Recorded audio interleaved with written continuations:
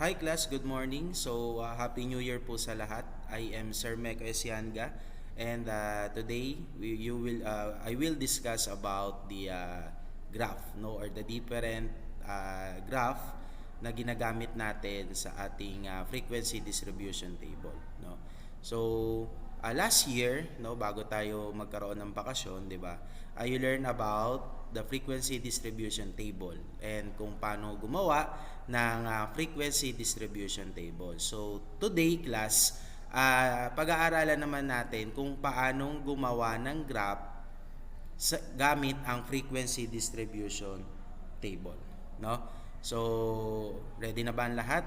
So, pakinggan, panoorin lang ang ating video lesson. Then, after this, kakaroon tayo or bibigyan ko kayo ng short activity, no? So, in case na medyo nalilito, pwede nyong balik-balikan yung ating video, no? So, let's start. So, ngayon po ay doon muna tayo sa ating bar graph, no?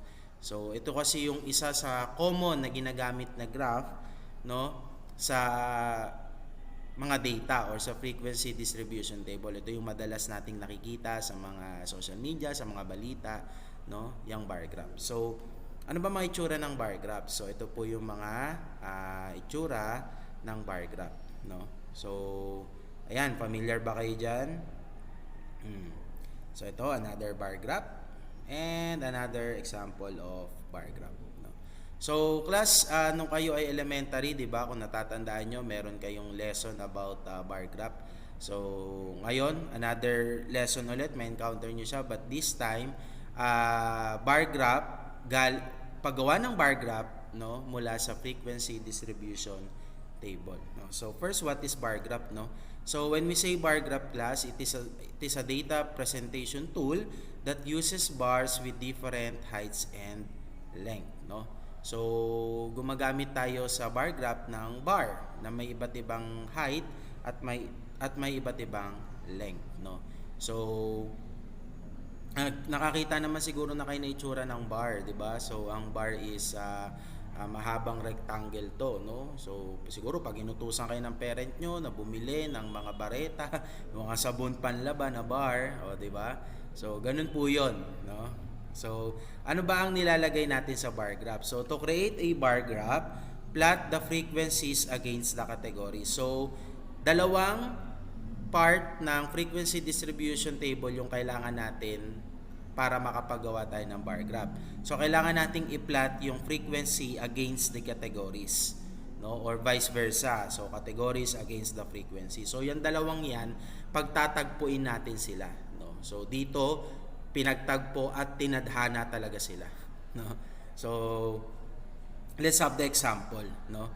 So, Mrs. Ignacio wanted to present his weekly sales in an easier way for her boss, no. So, the frequency distribution table is presented below. So, kita nyo na sa baba yung ating frequency distribution table, no. So, if her boss wanted her to present it using a bar graph, what would her graph look like, no?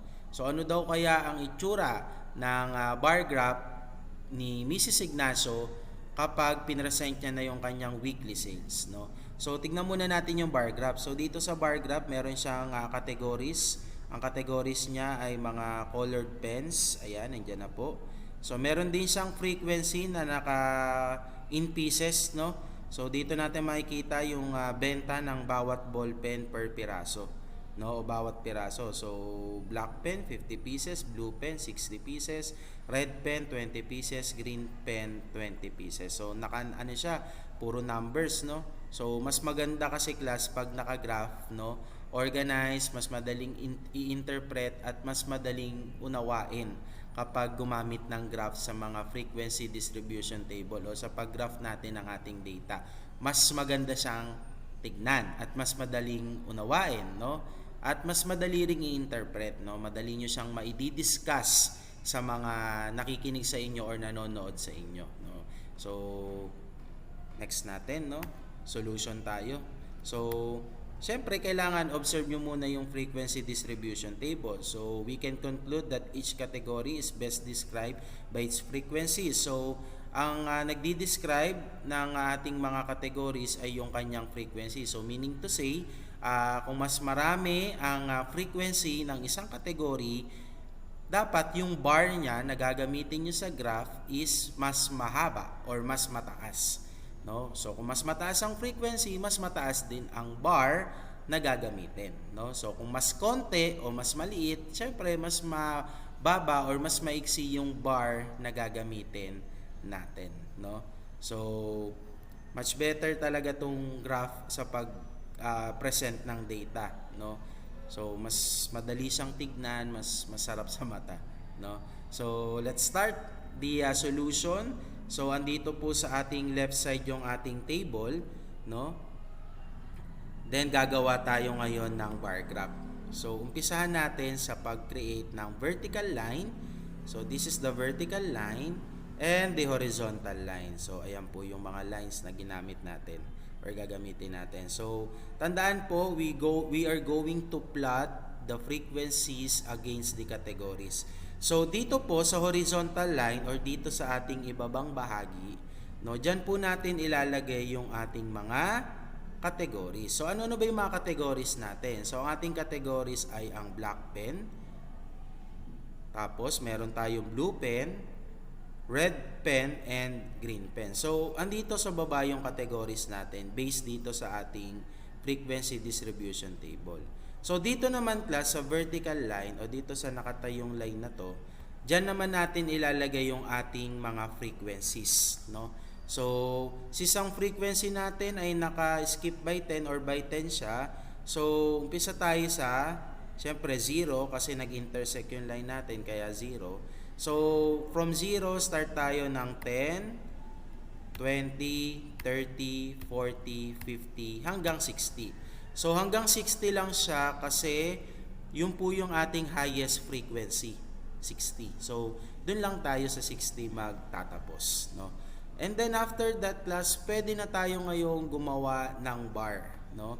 So kailangan po we're going to plot the frequency against the category. So ito yung category natin at ito yung ating frequency. So dapat magtatagpo sila, no? So using the bar, we will pagtatagpuin natin sila. So ito po yung bar graph para kay black pen. Ayan. So ayun, 50, no?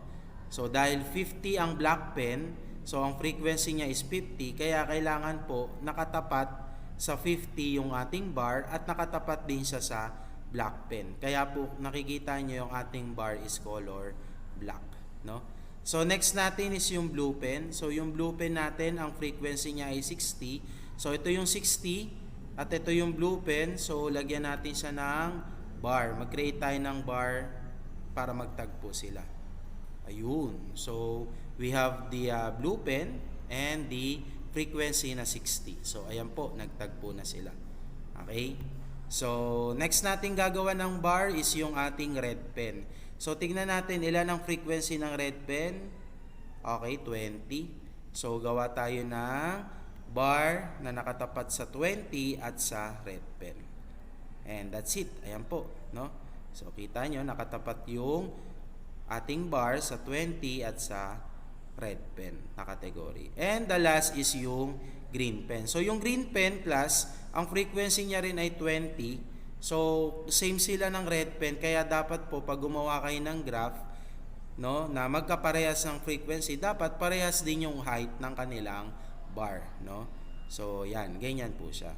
So kasi kapag magkaparehas ang frequency pero magkaiba ng bar, magkakaroon po kayo ng error nyo sa inyong bar graph. Kasi dapat pag parehas ng frequency, parehas din ng height ang kanilang bar. So ayan po, nagawa na natin ng bar graph yung weekly sales ni Mrs. Ignacio, no? So the bar graph shows which color pen sells the most and which sells the least, no? So makikita natin dito kung ano yung pinakamabentang ballpen, no? So ano ba yung pinakamabentang ballpen ni Mrs. Ignacio? Okay, very good, 'di ba? Yung blue pen, yun yung kanyang pinakamabenta. At yung kanyang least o yung pinaka madalang bilhin ay yung red pen tsaka yung green pen kasi sila yung may pinakamababang height ng bar, no, sa ating bar graph. Moreover, a bar graph can show the difference in sales between each color pen. So makikita din natin yung pagkakaiba o yung difference ng ating sales dito sa ating bar graph, no? Makikita natin yung halimbawa itong blue pen, ano bang difference niya sa black pen? So we just simply subtract 60 kasi yun yung frequency ni blue pen at 50 kasi yun yung frequency ni black pen. So pag pinag-minus natin 10, di ba? Kita natin yung difference nila, no? Mas mabenta talaga si blue pen, no? So tandaan, to create a bar graph, plot the frequency against the categories as illustrated in the slide. So ito po 'yun, no? So ayan, kita na natin si bar graph kung paano siya gawin. So ganun lang po kasimple gumawa ng bar graph. Tandaan na, ang frequencies ay nandito sa may vertical line at ang ating categories ay makikita natin dito sa horizontal line. So ayan po ang ating bar graph, no?